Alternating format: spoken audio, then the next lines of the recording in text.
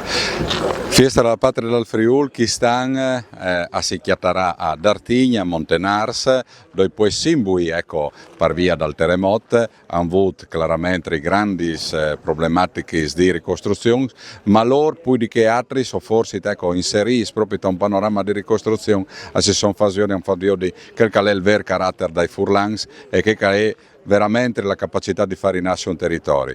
In una prima ricostruzione è stata fatta a Glemona, dopodiché si è cominciato a fare in che altre esposti, che qui è una delle nostre caratteristiche. Il popolo furlan è un popolo resiliente, per doprare una parola moderna, ma sicuramente è un popolo che non molla mai. Tal corso della storia ha avuto tanti terremoti purtroppo, sono dovute anche invasioni, no? Ma la capacità di poter arrivare a tornare fuori dai momenti difficili è sempre stata alta e la vedo non nome che in Friuli ma anche a tutto il mondo lì che sono i Furlans. Sicché buon compleanno Friuli, buon compleanno a tutti i Furlans.